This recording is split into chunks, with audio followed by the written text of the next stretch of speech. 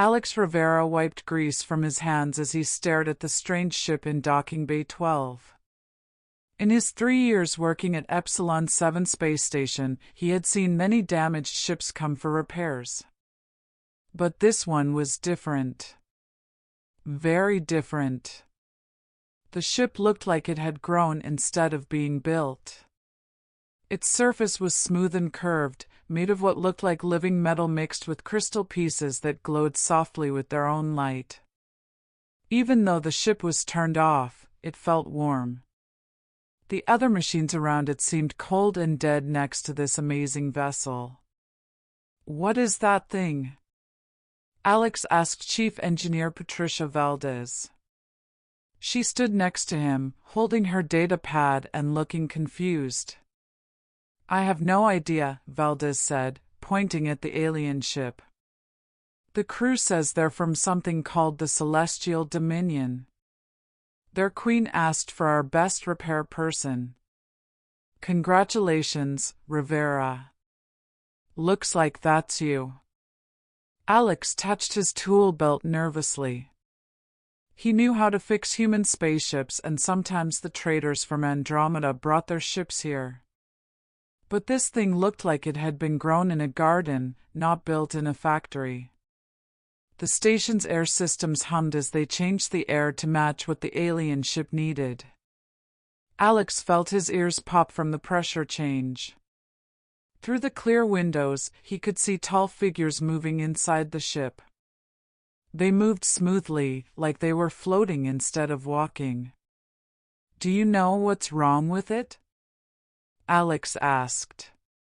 He looked at the ships outside but couldn't see any damage. "That's the weird part," Valdez said. "According to their engineer, if that's what you call them, the ship isn't broken in the normal way. They say it has something called resonance dysfunction. Sounds more like a sick mind than a broken machine." Alex walked around the ship. As he got closer, the glowing patterns on its surface got brighter. When he put his hand on it, the material felt warm, like living skin. He could swear he felt something like a heartbeat inside the crystal parts. "Maybe it's half machine, half living thing," Alex said, running his hand along what might be sensors or maybe just alien art. "Like a ship that's part robot, part animal." "That's what Dr. Kim thinks," Valdez said.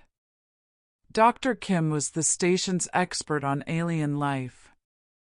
She's super excited to study it, but the aliens won't let anyone near except repair people. The main door of the ship opened with a sound like wind chimes mixed with whale songs. Alex got his first good look at the Celestial Dominion's crew. They looked like humans but were clearly aliens. They were tall and seemed to float when they moved. Their skin changed color from silver to gold depending on how the light hit it. Their hair flowed like liquid metal, and their ears came to sharp points that reminded Alex of old Earth stories about forest spirits. The Queen came out last, and Alex understood right away why her people called themselves the Celestial Dominion. She moved like gravity didn't affect her. Her clothes flowed around her like captured northern lights. When she looked at Alex, her eyes seemed to hold entire star systems. "You are the engineer?" she asked. Her voice had strange harmonics that made the metal walls of the docking bay ring softly. "Mechanic, actually," Alex said, trying not to stare at the way light seemed to bend around her. "Alex Rivera, at your service, Your Majesty." Queen Serafina tilted her head, studying him like he was a complicated math problem. "You have worked with living systems before." Alex looked at Valdez, who just shrugged. "Define living systems," Alex said. "My ship," the Queen said, gesturing toward the organic vessel, "is not built like your mechanical machines. She has grown from quantum crystal matrices fed through bioneural networks and kept alive by consciousness resonance." "Right," Alex said slowly. So you're telling me your spaceship is alive? As alive as you or I, Queen Seraphina confirmed. And she is in pain. Alex felt something twist in his chest at the sadness in the Queen's voice. He had always been good with animals. As a kid on the frontier colonies, he had a gift for helping hurt creatures get better. If the ship was really alive, maybe the same skills would work. What kind of pain? He asked, moving closer to the vessel. Queen Seraphina's bright eyes widened a little, like she hadn't expected such a direct question. Loneliness, she said softly. Being alone. The weight of having consciousness with no companion to share the burden. Alex put his hand against the ship's warm hull. He felt the gentle pulse running through its biomechanical systems. The glowing patterns under his palm changed to a softer blue, almost like a happy sigh made visible. Well, Alex said, looking up at the Queen with a reassuring smile, loneliness I can definitely fix. Let's see what we can do to make your ship feel better. For the first time since she arrived, Queen Seraphina smiled back. The entire docking bay seemed to get brighter with hope. Working inside Queen Seraphina's ship was like doing surgery inside a living cathedral made of starlight and dreams. The hallways curved in natural spirals that seemed to shift slightly when Alex wasn't looking right at them. The walls had crystal nodes embedded in them that pulsed like a heartbeat. The bioneural conduits run through the ship's entire structure, Queen Seraphina explained, gliding beside him without making any sound on the soft floor. Each system is connected, sharing consciousness through quantum crystal matrices. Alex knelt beside what looked like the ship's engine, though it looked more like a giant flower made of liquid metal and captured lightning. So if one part hurts, the whole ship feels it? Exactly, the Queen confirmed, sitting gracefully on a surface that rose from the floor just for her. And I feel what the ship feels, as she feels what I experience. Alex carefully ran his diagnostic scanner over the biomechanical parts, trying to understand readings that broke every engineering rule he'd ever learned. The energy patterns were stable. The structure showed no damage. But there was something wrong in the harmony of the systems, a wrong note in what should have been a perfect song. Your Majesty, he said, looking up from his instruments, when did you first notice the ship was upset? Queen Seraphina's color-changing skin seemed to dim slightly. About 50 standard years ago. The symptoms began slowly. Reduced efficiency in consciousness transfer. Trouble maintaining bioneural sync. More and more resistance to navigation commands. 50 years, Alex whistled softly. That's a long time to be in pain. Have you tried talking to anyone about it? The Queen's laugh had no joy in it. To whom would I speak? My advisors see the ship as a tool, however advanced.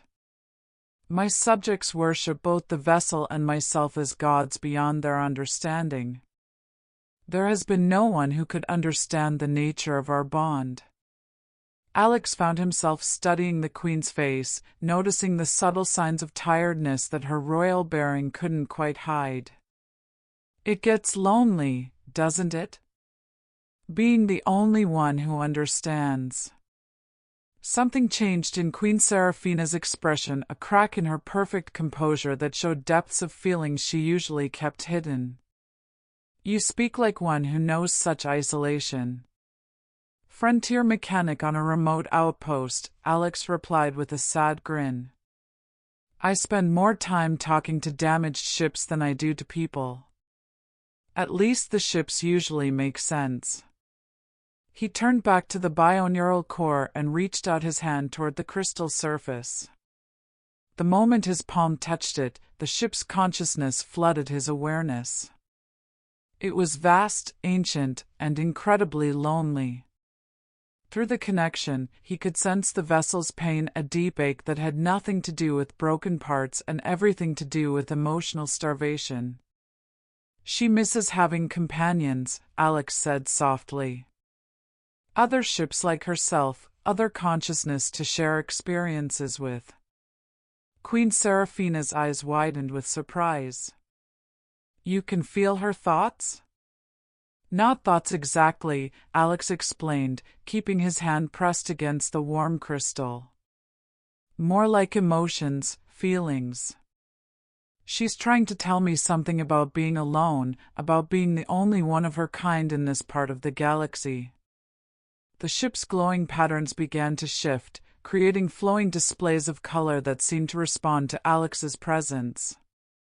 Through the bioneural link, he could sense the vessel's growing excitement at finally having someone who could understand her condition. "This is amazing," Queen Seraphina breathed, moving closer to watch the light patterns. "In 8 centuries of partnership, I have been her only companion. She has never responded to another consciousness like this." Alex felt something warm spreading through the bioneural connection, a sense of welcome and gratitude that made his chest tight with unexpected emotion. "She likes having someone new to talk to. Someone who understands what it's like to be different." "You are not what I expected," Queen Seraphina said, her voice carrying notes of wonder that made the ship's crystal structures chime softly in harmony. "What did you expect? A technician who would perform repairs and leave. Not someone who would recognize the deeper nature of our bond." The Queen moved to stand beside him, and her closeness made the ship's consciousness hum with happiness. "Tell me, Alex Rivera, do you enjoy your work here on this remote station?" Alex thought about the question while feeling the ship's bioneural networks pulse with gentle warmth around them. "It's honest work. Quiet, peaceful. Though I have to admit, most of the ships I fix don't try to have conversations with me." Queen Seraphina's laugh was like music made of silver bells and distant thunder. "Perhaps that is because most ships lack the consciousness to appreciate good company." Through his connection to the vessel, Alex could sense something changing in the bioneural matrices. The wrong notes that had been plaguing the ship's systems were fixing themselves into harmonious patterns. Not because he'd repaired anything mechanical, but because the ship finally had what it had been missing: real companionship and understanding. "I think," Alex said slowly, "your ship is going to be just fine. She just needed someone to listen." Queen Seraphina's smile was bright enough to power the entire outpost. "As did I."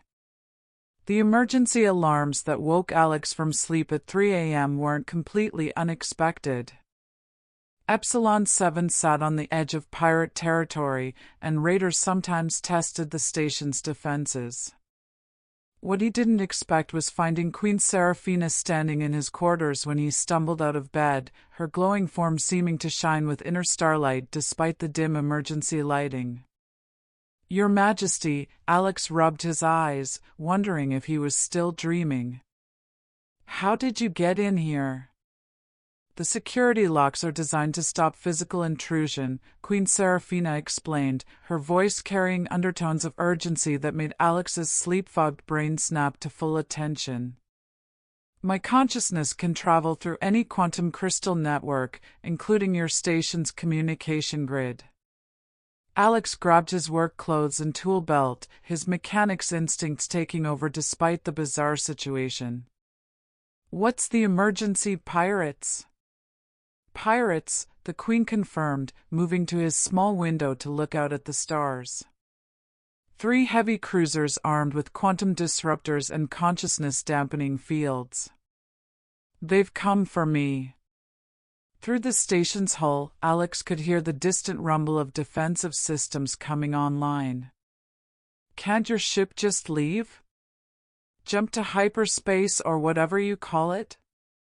Queen Seraphina's expression grew troubled.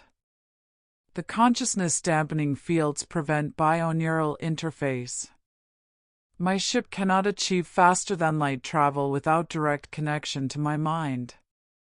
Alex finished pulling on his boots and looked up at her with growing understanding. So you're trapped here until someone deals with the pirates? Unless, the Queen said slowly, there were another consciousness capable of interfacing with my ship's bioneural networks. The implications hit Alex like a plasma bolt to the head. You want me to pilot your ship? The connection you established during the repairs created a resonance pattern that my vessel recognizes, Queen Seraphina explained. With proper guidance, you could serve as a temporary interface while I coordinate our escape. Alex's comm unit crackled to life with Chief Engineer Valdez's voice. All maintenance personnel to emergency stations. We've got hostiles incoming and our main defensive grid is showing problems. On my way, Alex replied, then looked at Queen Seraphina with determination.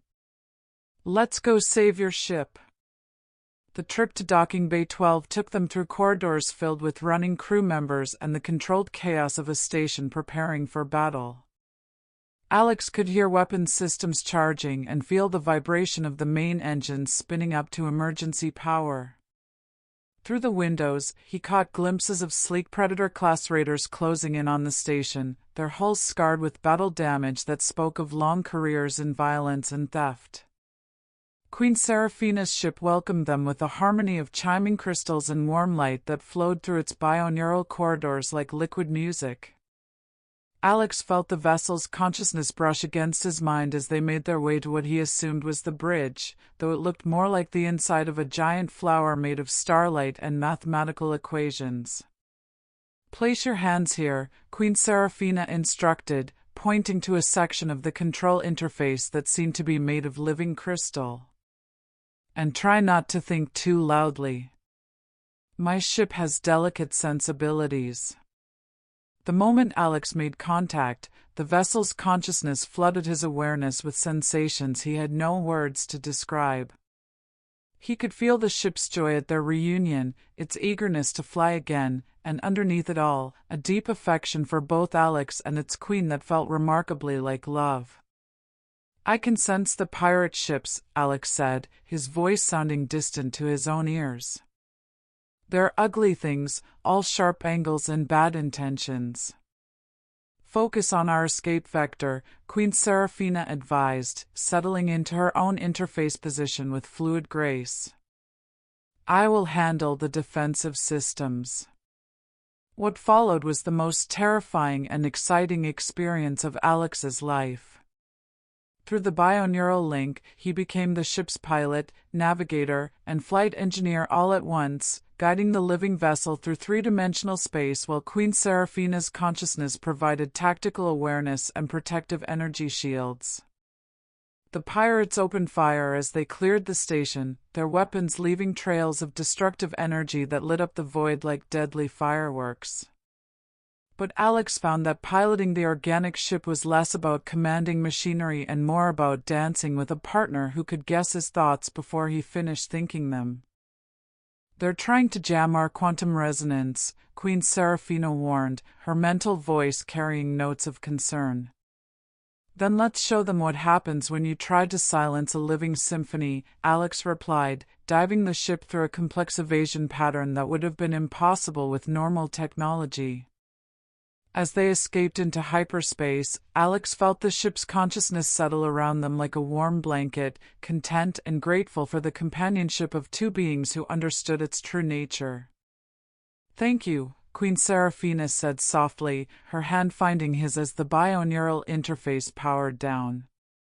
Thank you for trusting me with her, Alex replied, realizing that he was no longer talking just about the ship.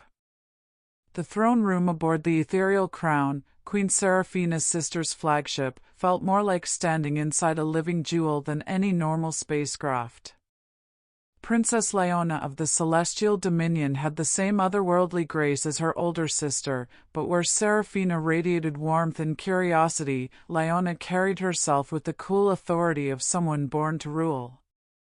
"You wish to give up the throne?"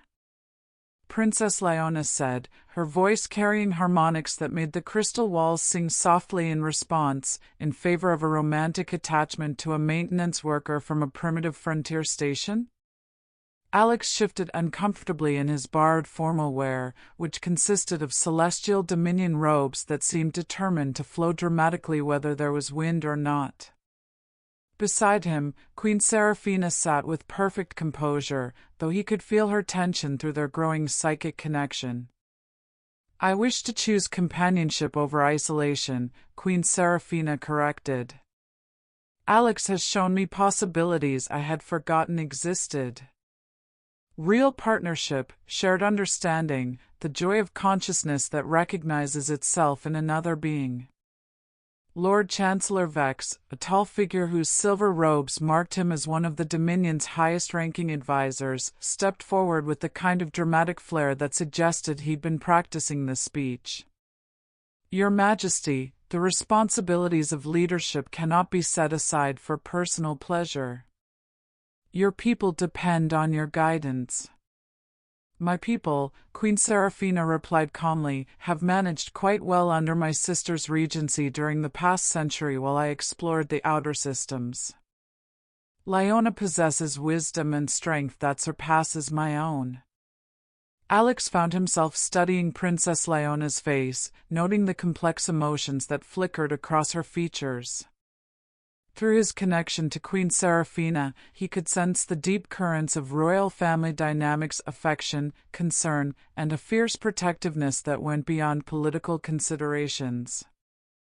"Sister," Princess Leona said finally, "are you certain this is what you truly desire?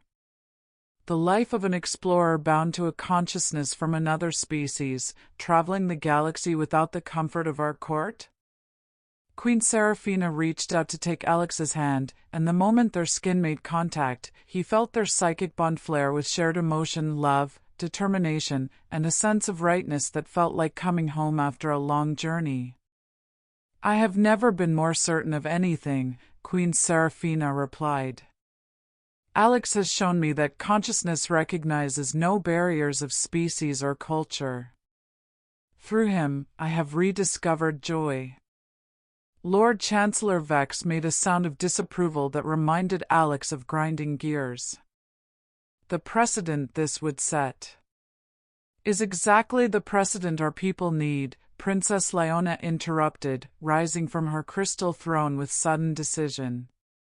"For too long, we have isolated ourselves from the wider galaxy, believing our consciousness superior to all others.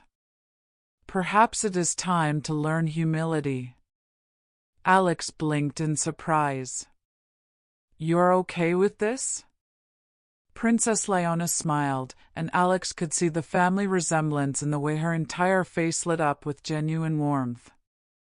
"My sister has carried the burden of rule for 8 centuries. If she has found someone who can share that weight, who am I to stand in the way of happiness?"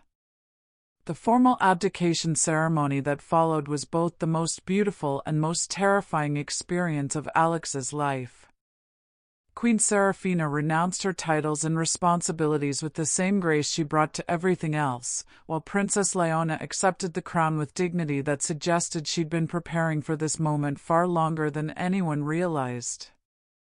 "There is one condition," Princess Leona announced as the ceremony concluded. "You will serve as our official ambassadors to the human colonies, helping to establish formal diplomatic relations between our species." Alex felt his new partner's amusement through their psychic link. "Diplomatic immunity and a chance to explore the galaxy," Seraphina said, her mental voice warm with laughter. "I believe humans would call this an excellent retirement package." 3 months later, Alex found himself in the pilot's seat of their living ship, watching Seraphina commune with a crystal flower garden that seemed to exist in 7 dimensions at once while they waited for clearance to dock at New Geneva Station. His old life of fixing broken transmitters and complaining about frontier food felt like something that had happened to someone else. Any regrets? Serafina asked, settling into the co-pilot's position with the fluid grace that still took his breath away. Alex looked out at the busy space station ahead of them, then at the woman who had given up an empire to travel the stars with a simple mechanic from the frontier.